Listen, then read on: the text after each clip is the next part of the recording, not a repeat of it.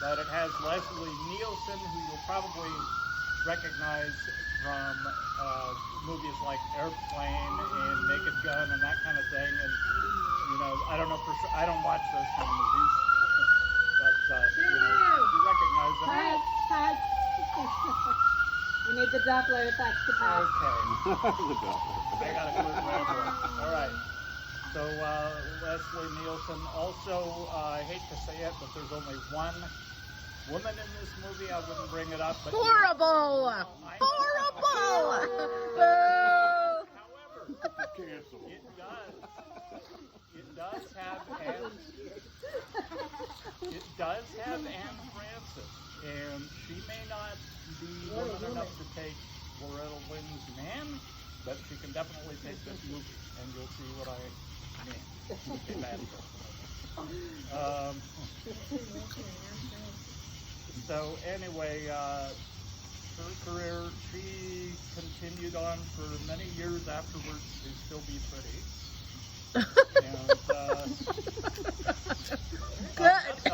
one of the members of the cast that had a great career after this movie wasn't even human, which is good for a sci-fi movie, and that is Robbie the Robot. Robbie the Robot. That was built for this movie at the cost in the 50s, 1952 it was, at the cost of $125,000, which you can imagine how much that was back then, you know. And so obviously he was used later, even showed up in a couple of really good Twilight Zones, as did the Flying Saucer, which isn't really a member of the cast, but it had its own career too, and it was in a couple of Twilight Zones. Wasn't Robbie in Lost in Space? No, he may have appeared, but the robot that they made for Lost in Space was modeled after Robbie. Oh, okay. So anyway, I answered the question. Well, no stuff.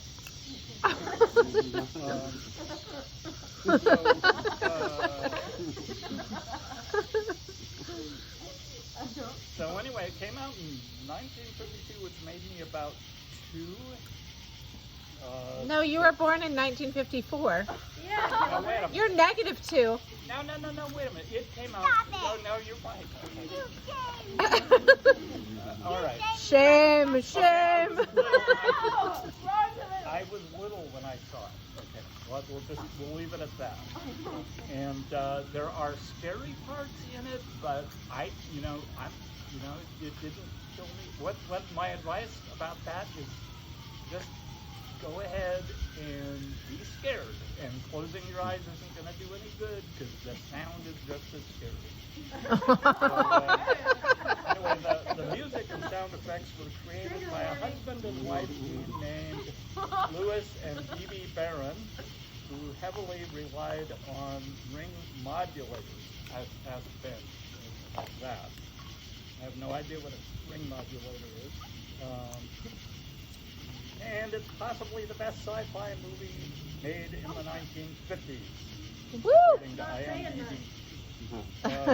But then I thought there's also War of the Worlds and the Days We're of not Fear. watching those movies. Still, no, we're not. But I'm just saying those.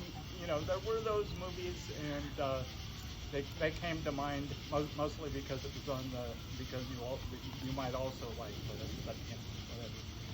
And so that's it. And as far as the Forbidden Planet goes, Mobius, I think it is, early in the movie, he has the option to make the planet forbidden, you know, and stop them from landing. But he gives, you know, by not giving them the landing coordinates. If he hadn't done that, they would have flown off. Everything would have been fine.